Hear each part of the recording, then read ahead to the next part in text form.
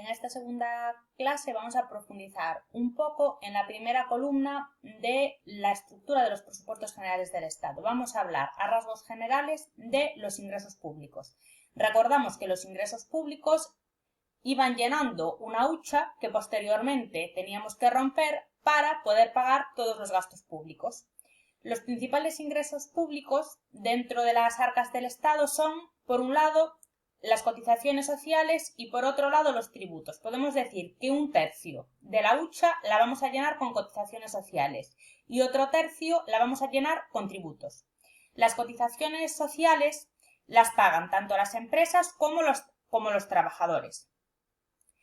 Los tributos se pueden clasificar en tres grandes apartados: los impuestos, las tasas y las contribuciones especiales, ¿vale? Mucha gente asocia los tributos con los impuestos, pero dentro de la clasificación de tributos tenemos que abarcar más cosas que los impuestos, ¿vale? Entonces, dentro de tributo está impuesto, tasa y contribución especial. Un impuesto es un tributo que paga una empresa o un ciudadano sin recibir algo a cambio de forma directa. Yo pago el IRPF y a cambio no recibo directamente nada. Indirectamente, pues me beneficiaré de determinados bienes y servicios sociales que ofrece el sistema, el estado de bienestar. Dentro de los impuestos tenemos que diferenciar bien entre los impuestos directos y los impuestos indirectos. Los impuestos directos son aquellos que tienen en cuenta las circunstancias personales de cada persona o de cada empresa. Los impuestos directos más importantes dentro de nuestro sistema impositivo son el IRPF, impuesto de la renta de las personas físicas, el IS, que es el impuesto de sociedades o impuesto sobre el beneficio de la empresa, el IP o impuesto de patrimonio y el ISSD, que es el impuesto sobre sucesiones y donaciones. Junto con los impuestos directos están los impuestos indirectos. Los impuestos indirectos los pagamos con independencia de nuestras circunstancias personales, ¿vale? Es un impuesto que se paga, por ejemplo, al consumir. Si consumimos un determinado bien o un determinado servicio, vamos a tener que pagar, por ejemplo, el IVA, que es, por decirlo de alguna manera, el impuesto indirecto más importante o con el que más se recauda. Junto con el IVA hay también otros impuestos especiales de naturaleza indirecta, por ejemplo, el impuesto que grava el alcohol, el impuesto que grava el tabaco, el impuesto que grava la gasolina. No vamos a ser tratados de una manera especial a la hora de consumir tabaco, a la hora de consumir alcohol, a la hora de consumir gasolina o a la hora de comprar la generalidad de bienes y servicios que hay en nuestra economía. Vamos a pagar todos el mismo porcentaje de IVA, vamos a pagar todos los mismos impuestos especiales sobre el alcohol o sobre el tabaco, por ejemplo, ¿vale? Entonces, los directos tienen en cuenta las circunstancias personales de cada uno y los indirectos no tienen en cuenta esas circunstancias personales, lo pagan lo mismo las personas que tengan mucho dinero que las personas que tengan poco dinero.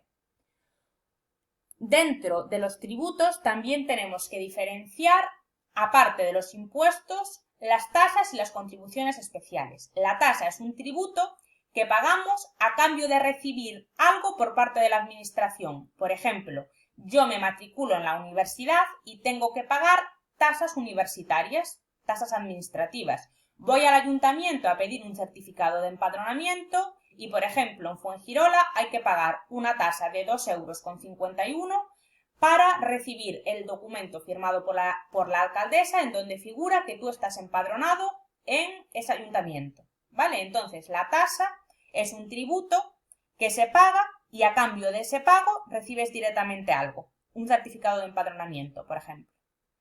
Y después están las contribuciones especiales, que son tributos que se pagan a cambio de recibir una obra o servicio que realiza la administración. Por ejemplo, en mi calle no había alumbrado y pusieron el alumbrado, pues entonces los vecinos de esa calle van a pagar una contribución especial como consecuencia de haberse beneficiado de ese alumbrado.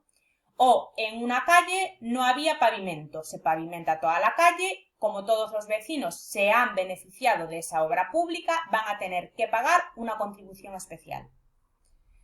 Al margen de los tributos y de las cotizaciones sociales que son las dos partidas que van a llenar principalmente las huchas o las arcas públicas, también hay otra serie de ingresos que ayudan a que esa hucha se llene. Por ejemplo, si recibimos transferencias de la Unión Europea, irían a parar esa hucha. Si tenemos una empresa pública y presta servicio a los ciudadanos, por ejemplo, Renfe y Adif, que genera una serie de ingresos, ese ingreso corriente también iría a las arcas del Estado. Y ya por último vamos a cerrar esta pregunta explicando cómo se pagan los impuestos. Es importante tener en cuenta que el artículo 31 de nuestra Constitución española dice: todos contribuirán al sostenimiento de los gastos públicos de acuerdo con su capacidad económica mediante un sistema tributario justo inspirado en los principios de igualdad y progresividad.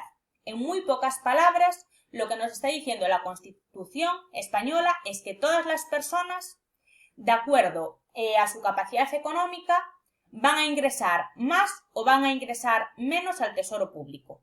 Y dentro de la capacidad económica tenemos, por un lado, los ingresos de esa persona, que se materializan en su renta, su riqueza, que se materializa en su patrimonio, y también la capacidad económica se manifiesta a través del gasto que hace una persona. Cuanto más consuma, más impuestos paga, por tanto, más contribuye.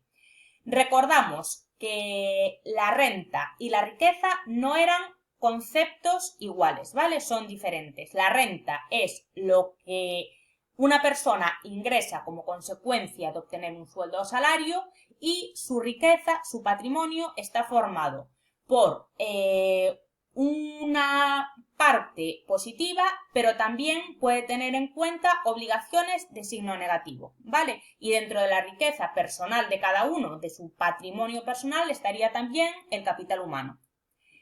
El sistema tributario español está inspirado en los principios de igualdad y progresividad. ¿Qué quiere decir eso?